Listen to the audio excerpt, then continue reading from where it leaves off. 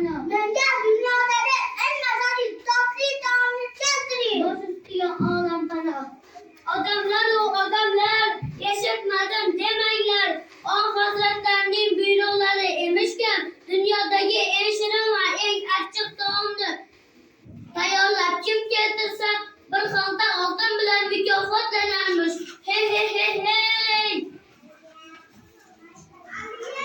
Olam panoh buyrug'ingizga binoan sizga eng mazali taomni tayyorlab keltirdim.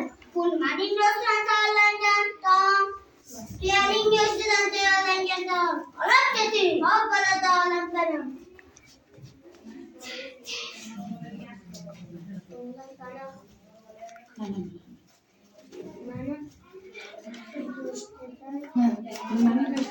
Nimaning go'shtidan tayyorlangan taom? Go'shtlarmi?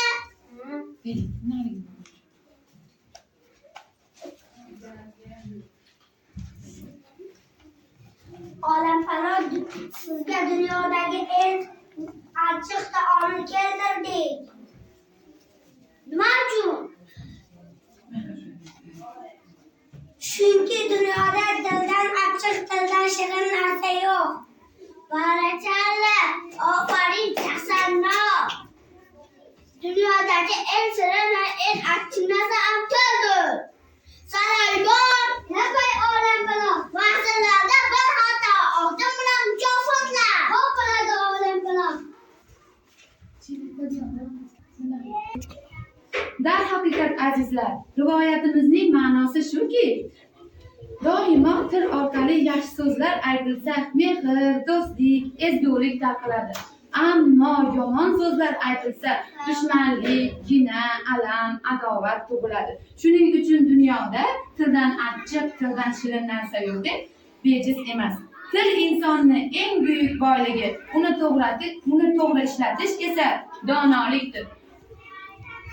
Ona tilim yurak qadimdan mehr bo'lib sochilgan jarang qulog'imga yudak paytimda alla bo'lib singan bir ohang. Ona tilim necha asrlar kurashimdan gap borib, necha necha kuyib o'tgan zamonim.